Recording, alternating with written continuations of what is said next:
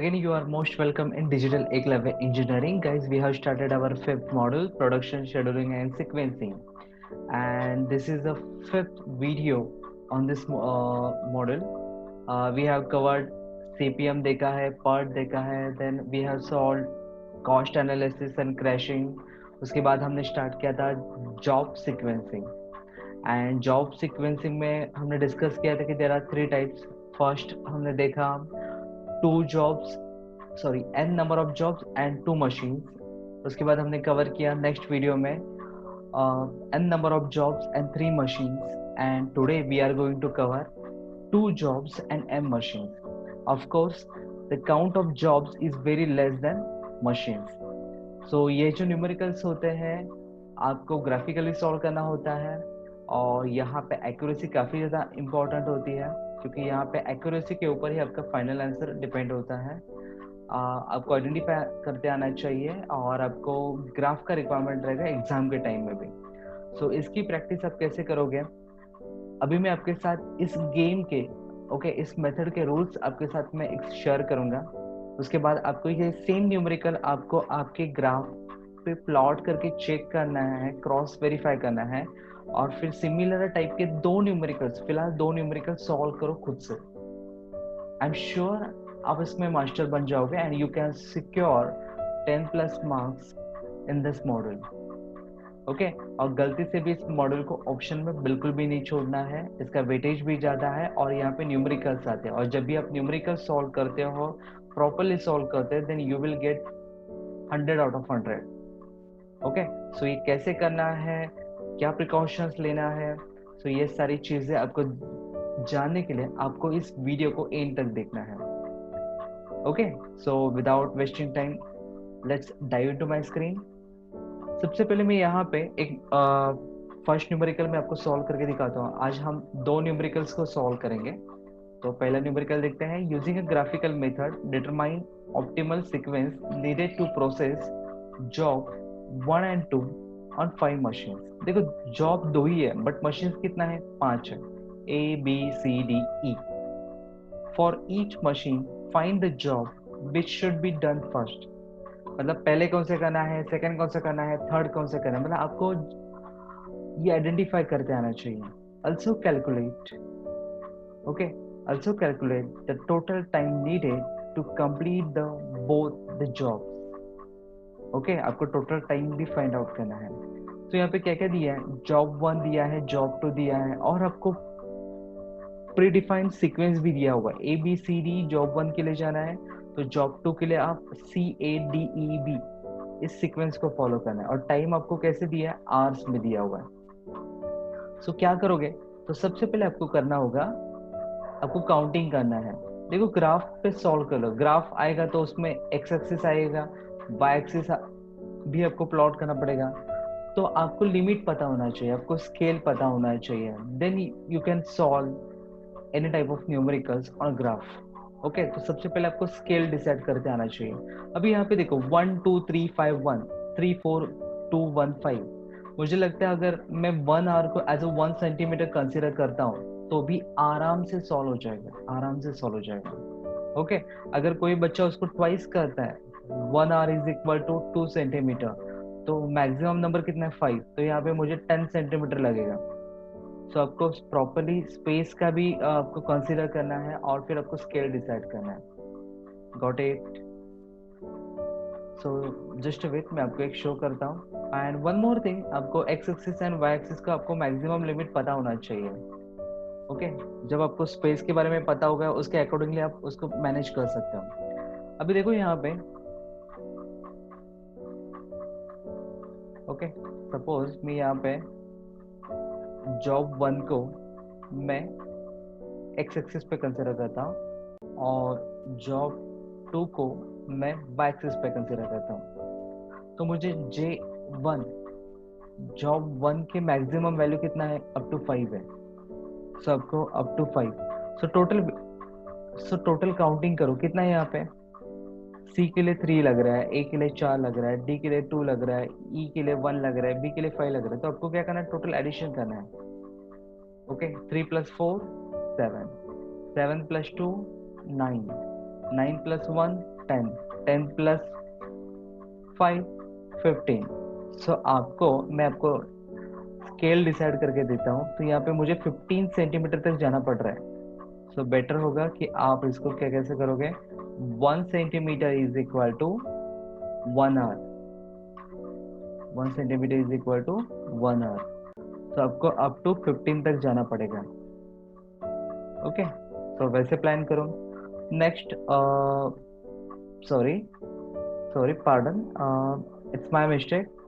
आपको 15 तक 3 प्लस 4, ये मैंने देखा जॉब 2 का, तो सॉरी फॉर दैट। ओके, वापस से स्केल डिसाइड करते हैं। स्केल तो हमने डिसाइड कर लिया, अभी देखते हैं यहाँ पे काउंटिंग 1 का कितना है। 1 प्लस 2 3, 3 प्लस 3 6, 6 प्लस 5 11, 11 प्लस 1 12। सो आपको यहाँ पे 12 तक जाना पड़ेगा।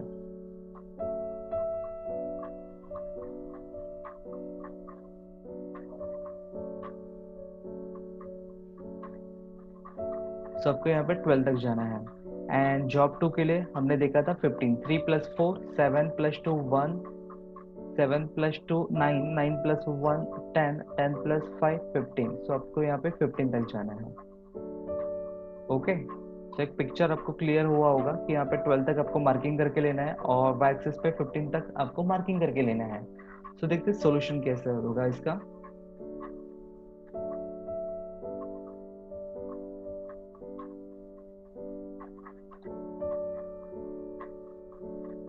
ओके, सो यहाँ पे आपको सबसे पहले स्केल लिखना है। 1 centimetre is equal to 1 hour on both X axis and Y axis. Clear है। उसके बाद मैंने यहाँ पे एक्स एक्सिस मतलब जॉब 1 के लिए मैंने मार्किंग करके लिया अप टू 15 तक, और सेम यहाँ पे सॉरी अपना यहाँ पे 12 तक था जॉब 1 के लिए और 15 था जॉब 2 के लिए। सो मार्किंग करके लिया। Got it. फिर आपको करना क्या है, एक्चुअली टेक्स्ट किसी भी टेक्स्ट बुक में ये मेंशन नहीं है, इट्स माय आइडिया, कि आपको एक छोटा सा काम करके लेना है। आपको सीक्वेंस देखना है। अभी सीक्वेंस इसका देखते हैं, क्या दिया था सीक्वेंस जॉब 1 के लिए। जॉब 1 के लिए सीक्वेंस था ए बी सी डी ई। ए का कितना है 1, बी का कितना है 2, तो ए का 1 आर। सो मैं काम करता हूँ, 1 पे मुझे क्या मिलेगा ए का। ओके, सो 0 से लेके 1 आर ए को मैंने असाइन कर दिया। नेक्स्ट, ए के बाद है बी। बी के लिए टाइम कितना जा रहा है 2 और सी के लिए जा रहा है 3। सो मैं बी के लिए +2, 1 + 2 फिर मुझे मिलेगा 3। सो मैंने बी को असाइन कर दिया। नेक्स्ट सी के लिए 3 आवर्स लग रहे हैं, सो 3 + 3 अप टू 6। सो मैंने सी को असाइन कर दिया।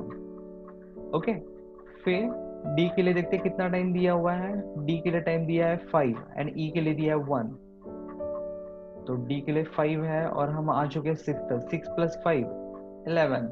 तो ये मुझे डी के लिए असाइन करना है और नेक्स्ट 1 आवर मुझे ई के लिए असाइन करना है। सो यहाँ पे ऐसे अगर मार्किंग आप करके लेते हो ना, तो it will be more easy and it will be more comfortable for you. Okay, so ये मैंने मार्किंग करके लिया। मैंने वहां पे लिखा A B C D E. Okay, same काम करना है आपको वाई एक्सिस पे। वाई एक्सिस पे क्या दिया है 3 4 2 1 5। 3 4 3 किसके लिए, सी के लिए। तो फर्स्ट 3 मैं अलॉट करता हूँ सी के लिए। उसके बाद नेक्स्ट था 3 के बाद था 4 किसके लिए, ए के लिए। तो आगे 4 मतलब 1 2 3 4 अप टू 7 तक मुझे ए को चांस देना है। सी हो गया। फिर नेक्स्ट डी। डी के लिए कितना आवर्स लग रहा है 2 आवर्स लग रहा है। ओके, 7 + 2 9। सो आपको डी को असाइन करना है। नेक्स्ट ई के लिए आपको 1 आवर एंड बी के लिए 5 आवर। सो ई के लिए 1 आवर एंड बी के लिए 10 + 5 15। सो ये मैंने मार्किंग करके लिया। ओके, पहला काम समझा। सबसे पहले हमने क्या किया, हमने ये काउंटिंग किया कि मुझे कितना मार्किंग करना है। उसके बाद मैंने स्केल डिसाइड किया। थर्ड काम मैंने यहाँ पे A B C D E sequence wise मैंने यहाँ पे क्या कर दिया, स्केल पे मार्किंग करके लिया। ओके अभी आपको क्या करना है, कॉमन स्पेस देखना है। ए मतलब 0 से लेके 1 एक तक वर्टिकली अगर जाता हूँ तो वो एरिया किसका है, ए का है। ओके तो अगर मैं वर्टिकली जाता हूँ तो यहाँ पे मैं काम करता हूँ, वर्टिकली मतलब दिस स्पेस। ओके सो ये जो लाइन एरिया है अप टू 1 सेंटीमीटर का, और उसमें यहाँ पे वाई एक्सिस से हॉरिजॉन्टल पे, तो ये जो एरिया होगा वो क्या होगा, ए के लिए असाइन होगा। मतलब कॉमन यहाँ का ए, यहाँ का ए, जब वो एक दूसरे को क्रॉस करेंगे, क्रॉस सेक्शन एरिया फॉर्म होगा, वो आपका होगा बॉक्स, जिसको हम बोलेंगे जॉब, सॉरी मशीन ए। नहीं समझा है, वापस से रिपीट करता हूँ। ए के लिए वर्टिकली जाना है, ए के लिए हॉरिजॉन्टली जाना है, जो एरिया कट होगा, जो कॉमन होगा, उसको बॉक्स बना के लो। सिमिलरली अब बी के लिए देखो, 1 से लेके 3 का एरिया बी के लिए असाइन हो चुका है। अभी यहाँ पे हॉरिजॉन्टल में बी कहाँ पे है, फ्रॉम 10 to 15, सो ये एरिया किसके लिए असाइन है, बी के लिए। और नीचे से भी देखते हैं तो ये एरिया बी के लिए असाइन है। ओके सो ए हो गया, बी हो गया। अभी सी का देखते हैं, 3 to 6 मतलब ये वाला वर्टिकली जाते हैं तो, और यहाँ पे सी देखो कहाँ पे, यहाँ पे है। सो ये जो एरिया किसके लिए है, सी के लिए है। सेम डी क्या देखो, डी कहाँ पे है, यहाँ पे 6 to 12, तो 6 to 12, सॉरी 6 to 11, और यहाँ पे डी कहाँ पे, यहाँ पे, तो ये वाला एरिया, और 6 to 11। ओके सो मुझे डी मिल गया। अभी ई का देखते हैं, ई यहाँ पे 9 to 10 है, ई यहाँ पे 9 to 10 है, और यहाँ पे देखो ई कहाँ पे, यहाँ पे है और इसके बीच में है। सबको मिल गया, A B C D E. Got it? कितना क्लियर हो गया? क्या किया, सबसे पहले स्केल डिसाइड किया, फिर मार्किंग करके लिया, फिर ए बी सी डी बना दिया, फिर उसके बाद कॉमन एरिया को हमने बॉक्स बना के छोड़ दिया। अभी आपको क्या करना है, सबसे पहले मैं इसको रफ करता हूँ।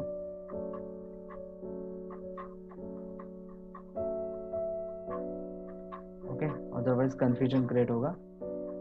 अभी आपको क्या करना है, यहाँ पे आपको एक 45 डिग्री वाला लाइन बनाना है, जिसका स्टार्टिंग पॉइंट रहेगा 0 0, जिसका स्टार्टिंग पॉइंट रहेगा 0 0।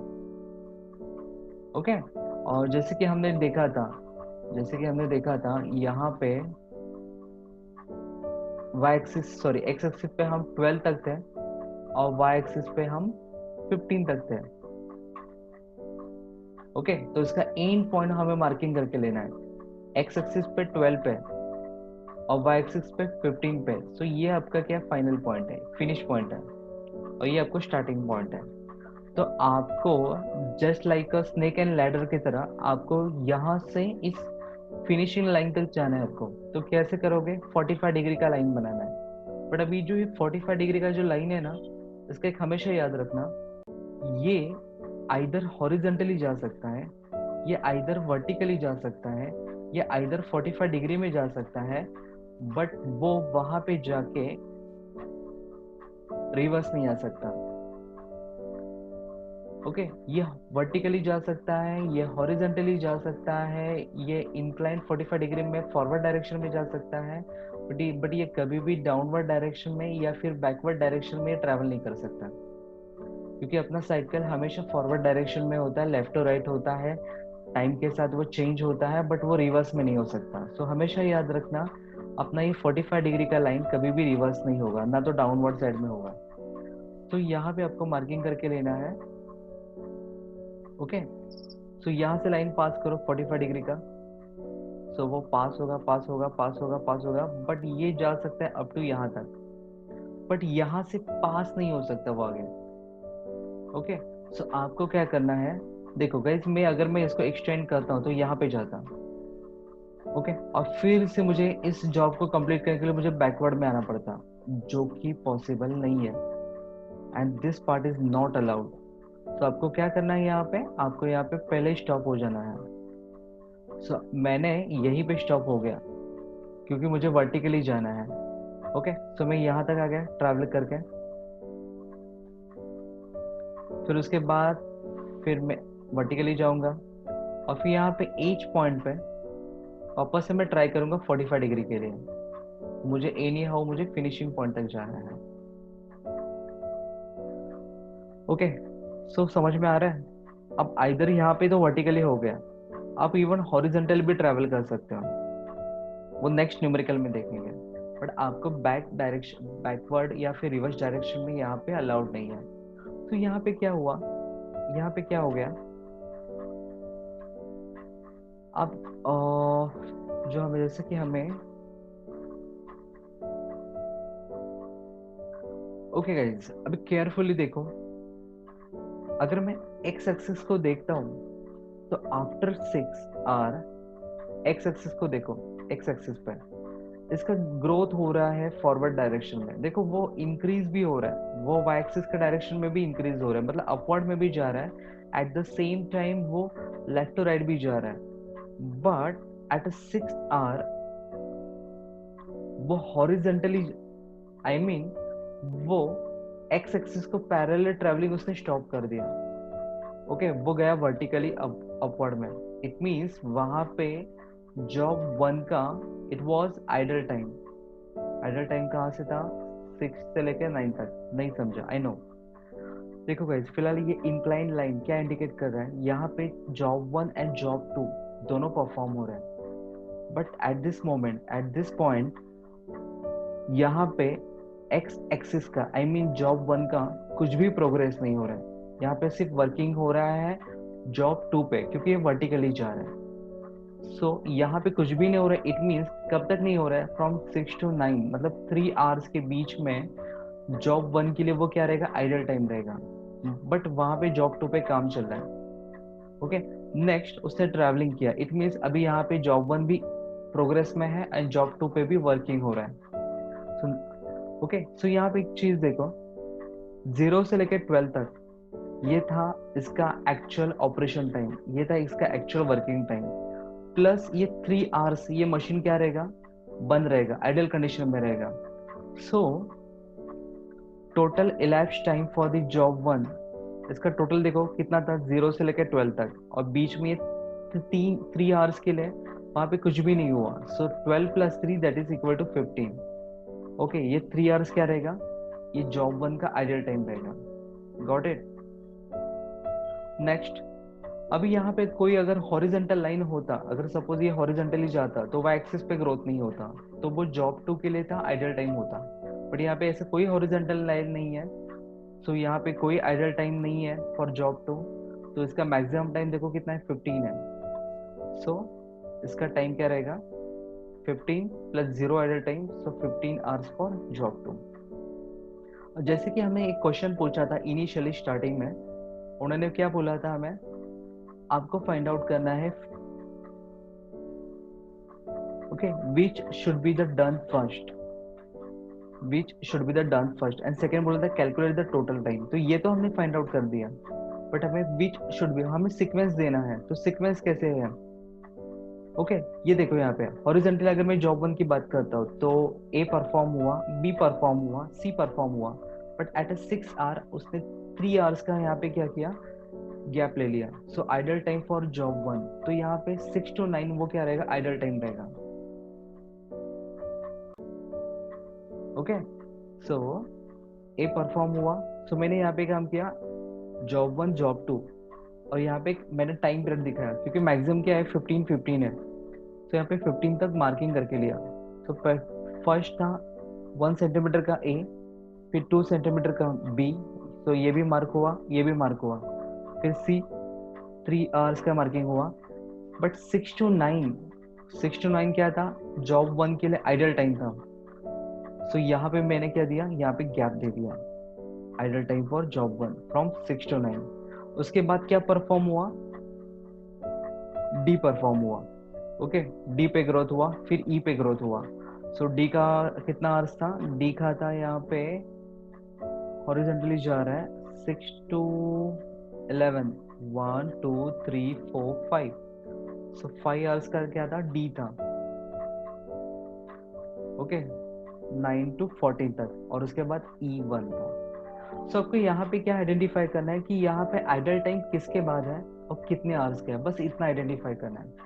अभी जॉब 2 में कोई आइडल टाइम था ही नहीं, तो वहाँ पे इजीली मार्किंग हुआ। 3 आवर्स का सी था, फिर 4 आवर्स का ए था, फिर 2 आवर्स का डी था, फिर 1 आवर का ई था, फिर रिमेनिंग 5 आवर्स का बी था। सो ये एज यूजुअल हो गया। ओके, सो गाइज प्लीज इस वीडियो को पॉज करो, एक बार इसको समझो, और यहाँ पे जो थ्योरी जो दिया है, ओके, ये सिर्फ आपके अंडरस्टैंडिंग के लिए है, आपको लिखने की जरूरत नहीं है। काम क्या था, ये ग्राफ था और ये पार्ट था, बस ये पार्ट था और ये पार्ट था। Is that clear? अभी देखते हैं सेकेंड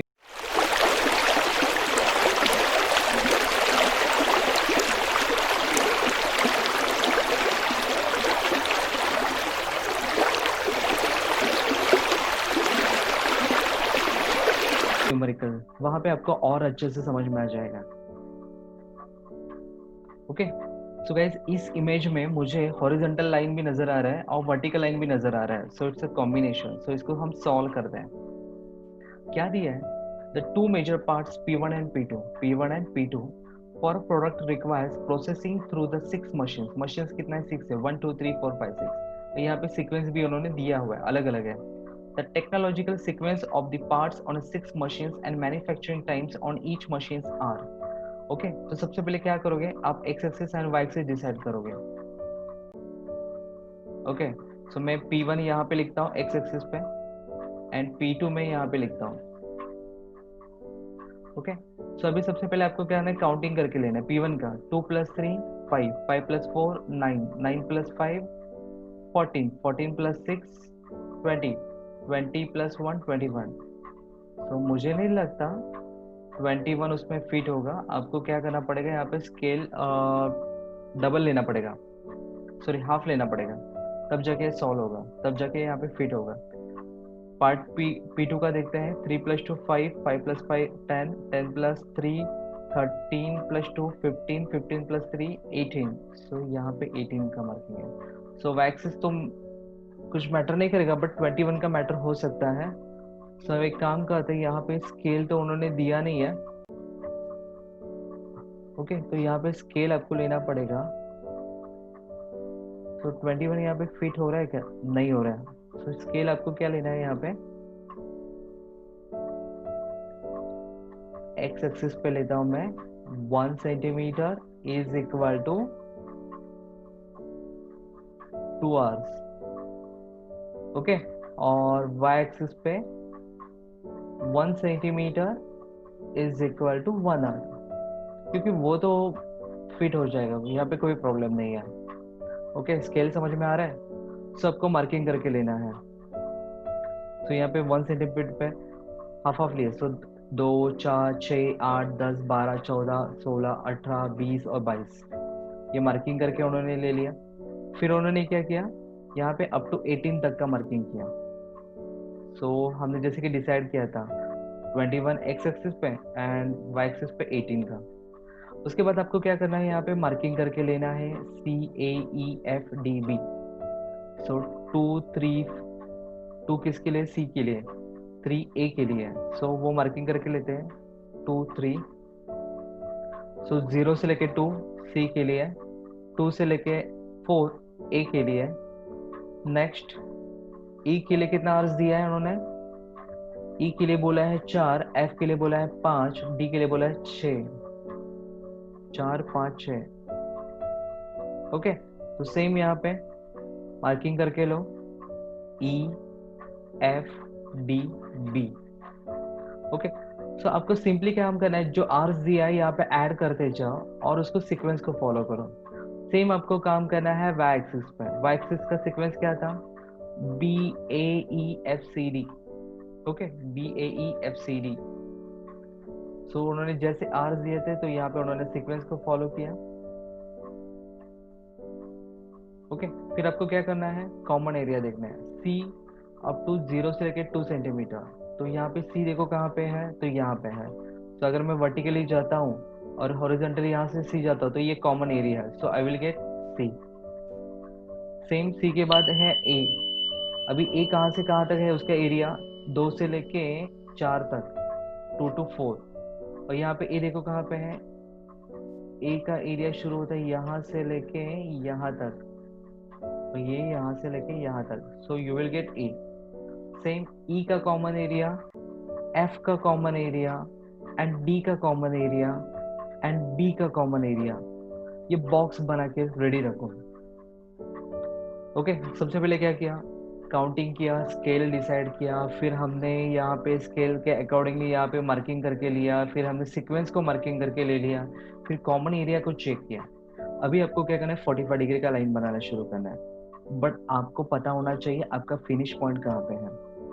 ओके, सो फिनिश पॉइंट कहाँ पे था, I think horizontally x axis पे 21 था और यहाँ पे वाई एक्सिस पे 18 था। तो आपको फिनिश पॉइंट सबसे पहले बना के ले लो, तो 21 एंड 18 ये आपका क्या है, फिनिश पॉइंट है।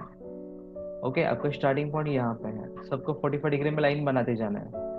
तो 45 डिग्री तक का लाइन बना है यहाँ पे, बट यहाँ पे टच हुआ, अब इसको क्रॉस नहीं कर सकता, so you have to go horizontally. उसके बाद चांस मिला कॉर्नर से अपने वापस से 45 बने, अगेन ई को आप क्रॉस नहीं कर सकते हो, उसके थ्रू जा सकते नहीं, so you have to go horizontally. Again 45 degree का फिर आपको चांस मिला है, जाओ जाओ जाओ जाओ जाओ जाओ जाओ जाओ जाओ, अगेन डी के थ्रू पास नहीं हो सकते, you have to go horizontally, फिर अगेन ट्राई करो, बट आपका लिमिट खत्म हो गया, 21 तक ही जा सकते हो, then you have to go upward vertically. Is that clear? ये आपको प्रैक्टिस करने से होगा, डोंट वरी, सिंपल है। सिंपली आपको 45 डिग्री का लाइन बनाना है, किसी के थ्रू पास नहीं होना है। आप हॉरिजॉन्टली टुवर्ड्स राइट साइड में जा सकते हो, बट आप हॉरिजॉन्टली लेफ्ट साइड में रिवर्स डायरेक्शन में नहीं आ सकते हो। आप वर्टिकली अपवर्ड में जा सकते हो, बट आप वर्टिकली डाउनवर्ड में नहीं आ सकते हो। ये इस गेम का रूल है। ओके, सो ये आप बना पाओगे। फिर अभी नेक्स्ट आपको क्या देखना है, आइडल टाइम। तो यहाँ पे आप चेक करो, यहाँ पे P1 आई थिंक क्या था वो, P1 एंड P2 था ना। ओके हाँ, पार्ट P1 एंड P2। तो P1 के लिए मुझे टोटल आवर्स कितना लग रहा है, 21। ओके, सो P1 के लिए मुझे टोटल आवर्स कितना लग रहा है, 21। यहाँ पे क्लियरली एक्सेस पे पता चला। अभी मुझे आइडल टाइम चेक करना है। अब मुझे बताओ हॉरिजॉन्टल के लिए आइडल टाइम कब रहेगा, हॉरिजॉन्टल के लिए आइडल टाइम तब रहेगा जब वो वर्टिकली पास होगा। अभी देखो यहाँ पे 0 से लेके 2 तक ये 45 डिग्री में जा रहा है, बट उसके बाद उसने हॉरिजॉन्टल ट्रैवलिंग किया, मतलब ऊपर ग्रोथ नहीं हो रहा है, मतलब ये किसके लिए, पार्ट P2 के लिए आइडल टाइम है। तो यहाँ पे लिख दिया 2 hours idle time for P2। Next again वो पास हुआ, अगेन वो हॉरिजॉन्टली जा रहा है, इट मींस वर्टिकली उसका ग्रोथ नहीं हो रहा है, सो 2 hours idle time for P2। Again उसने ट्रैवलिंग किया ट्रैवलिंग किया ट्रैवलिंग किया, अगेन हॉरिजॉन्टली उसका मूवमेंट नहीं हो रहा है। ओके, वो हॉरिजॉन्टली जा रहा है बट वर्टिकली उसका मूवमेंट नहीं हो रहा है, तो अगेन 1 आवर का टाइम पीरियड है फॉर P2। ये आपको मेजर करना पड़ेगा। उसके बाद ये यहाँ तक गया, उसके बाद उसने ट्रैवलिंग किया वर्टिकल में, वर्टिकली ट्रैवलिंग करा, इट मीन्स वो हॉरिजॉन्टली जीरो है, हॉरिजॉन्टली जीरो इट मीन्स वो उसके लिए क्या आइडल टाइम है। तो यहाँ पे ऑलरेडी टाइम था 21 और 2 आवर्स मुझे मिला time for idle time for P1। So 21 plus 2, तो मेरा टोटल टाइम कितना हुआ, दैट इज 23। ओके, और एक चीज देखो कि P1 का आइडल टाइम कभी स्टार्ट हो रहा है, B के बाद, आई मीन एंडिंग में वो उसके लिए 2 आवर्स का आइडल टाइम है। आफ्टर B है, इट मीन्स B का जॉब परफॉर्म करने के बाद वो 2 घंटे के लिए आइडल में जाएगा। अब देखते हैं P2 की बात करते हैं, वर्टिकली जाते हैं। ओके, यहाँ पे तो गया, फिर ये 2 आवर्स का P2, यहाँ पे इसका टोटल टाइम कितना था, टोटल था वाई एक्सिस पे 18 था, तो मैं यहाँ पे लिख के लेता हूँ, टोटल टाइम था P2 का 18, और यहाँ पे 2 hours for P2, so 18 plus 2, again 2 hours for P2, again 1 hour for P2, so 18 plus 2 20, 22, 23, so P2 के लिए मुझे टोटल टाइम मिला 23।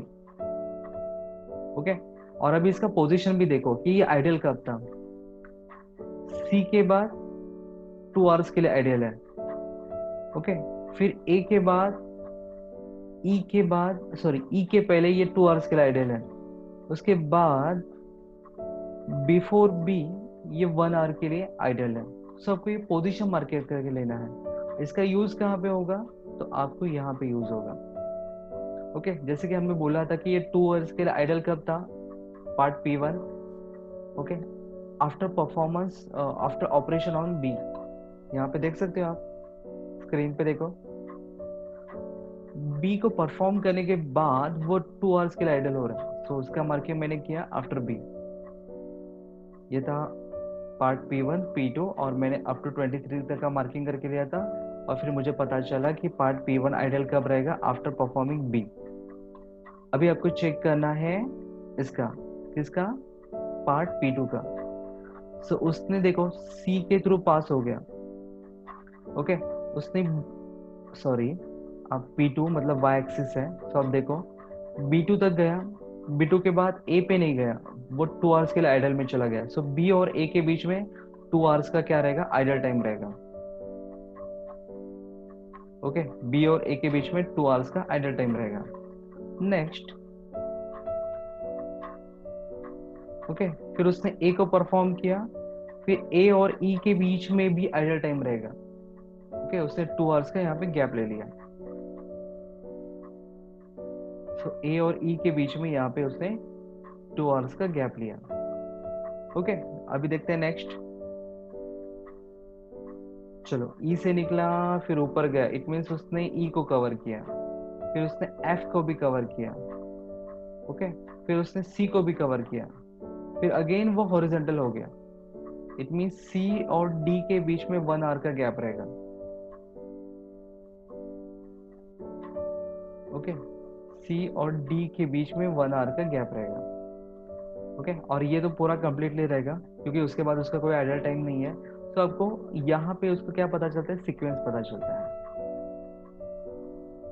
सो गाइस, ऐसे टाइप के न्यूमेरिकल्स आते हैं, सिंपल ही होता है, बट आपको एक्यूरेसी मेंटेन करना है और इसका प्रैक्टिस आपको करना है। सो ये 2 सॉल्व सम्स हमने न्यूमेरिकल को सॉल्व किया। आपको घर पे बैठ के और 2 न्यूमेरिकल्स को ट्राई करो, और if you any doubts then kindly ask me in a comment box. आप चाहे तो मुझे व्हाट्सएप भी कर सकते हो हम। Okay, so we will stop here. Have a nice day, good bye, take care. Guys, I hope आज का ये वीडियो सेशन आपको समझ में आया होगा। ओके, अगर आपको ये वैल्यूएबल एंड वर्थ लगे देन प्लीज कमेंट बॉक्स में मुझे बताइए कि आपको आज ऐसा कौन सा पॉइंट था जो बुक में क्लियर नहीं हो रहा था, और आपको जो डाउट सॉल्व नहीं हो पा रहा था, बट इस वीडियो के वजह से आपका ये डाउट सॉल्व हो गया, और वो जो पॉइंट था वो आपको बेटर तरीके से समझ में आ गया, देन प्लीज मुझे इन्फॉर्म कीजिए, क्योंकि आपका ही इंकरेजमेंट मुझे एक्साइट करेगा न्यू वीडियोस बनाने के लिए। ओके, और अगर आपको कुछ सजेशन भी है, अगर कुछ आपको डाउट्स भी है, तो भी कमेंट बॉक्स में मुझे कमेंट करके मुझे इन्फॉर्म कीजिए कि तो मैं उसके ऊपर काम कर सकता हूँ। आपके सजेशन के ऊपर काम करूंगा तो मैं और भी ज्यादा इम्प्रूवमेंट कर सकता हूँ। Okay, so please comment box में मुझे कमेंट करके बताइए कि क्या आपको समझ में आया, क्या आपको डाउट्स हैं, क्या इम्प्रूवमेंट्स होने चाहिए, तो वो सारी चीजें शेयर करो। And one more thing, last reminder, कि अगर इस चैनल को, डिजिटल एकलव्य इंजीनियरिंग चैनल को, अगर अभी तक आपने सब्सक्राइब नहीं किया है देन प्लीज सब्सक्राइब करो, बेल आइकन को प्रेस करो। और हमारा जो इंस्टाग्राम पे है डिजिटल एकलव्य इंजीनियरिंग में, हमारी जो वेबसाइट है, वेबसाइट पे हमने सारी वीडियोस, सारे नोट्स मैंने वहाँ पे फ्री ऑफ कॉस्ट अवेलेबल करके दिए हैं। इवन टेक्स्ट बुक के वीडियोस भी मैंने वहाँ पे कुछ शेयर किए हैं, तो उसका भी बेनिफिट आपको लेना है। सिर्फ आपको ही नहीं लेना है, तो वो सारे लिंक्स को आपको आपके फ्रेंड्स के साथ शेयर भी करना है। ओके, सो यहाँ पे सब कुछ फ्री ऑफ कॉस्ट हो रहा है, आपको एक सिंगल रुपीज भी आपको पे नहीं करना है, बस आपको डेडिकेशन से आपके घर पे बैठ के आपको स्टडी करना है। ओके, इतना तो पक्का कर सकते हो हम। Okay, have a nice day, good bye, take care, bye bye.